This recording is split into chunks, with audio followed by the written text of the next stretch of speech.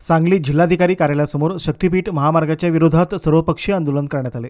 शक्तीपीठ महामार्ग विरोधी संघर्ष समितीच्या वतीने आयोजित या आंदोलनाचे नेतृत्व स्वाभिमानी शेतकरी संघटनेचे नेते तथा माजी खासदार राजू शेट्टी यांनी केले होते। सांगली शहरातील मध्यवर्ती चौकातून जिल्हाधिकारी कार्यालयापर्यंत बैलगाड्या व ट्रॅक्टरसह मोर्चा काढण्यात आला। शेतकरी, महिला शेतकरी आणि विविध पक्षांचे कार्यकर्ते मोठ्या संख्येने सहभागी झाले होते।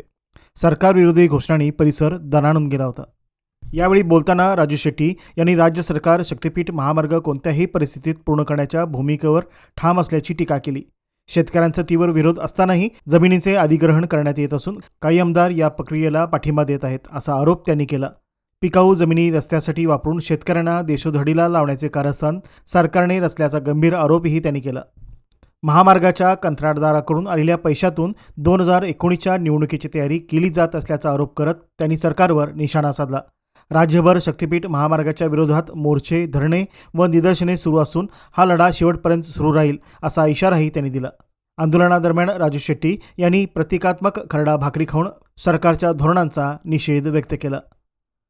अर्थसंकल्पीय अधिवेशन आजपासून मुंबईमध्ये सुरू होत आहे आणि त्याचवेळी शक्तीपीठ महामार्गाचं संयुक्त मोजणी करून रेखांकन करायचा घाट सरकारनं घातलेला आहे। बळाचा वापर करून पोलिसी दंडुकेशाहीनं मोजणी करण्याचा प्रयत्न होतोय।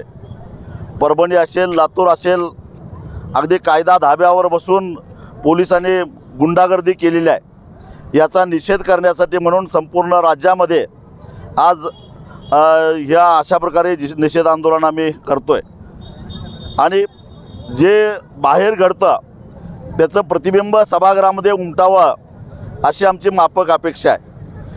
जे निवडून गेलेले आमदार आहेत त्यांनी किमान जनाची नाही मनाची लाज बाळगून तरी हा मुद्दा सभागृहामध्ये उपस्थित केला पाहिजे। शक्तीपीठ महामार्ग करणे म्हणजे खरोखरच महाराष्ट्राच्या जनतेची लूट आहे आणि ही लूट साधीसुधी नाही, तर या लुटीतून जवळपास 60 ते 65 हजार कोटी रुपयाची लूट माया गोळा केली जाणार आहे आणि ही माया 2029च्या निवडणुकीसाठी वापरली जाणार आहे।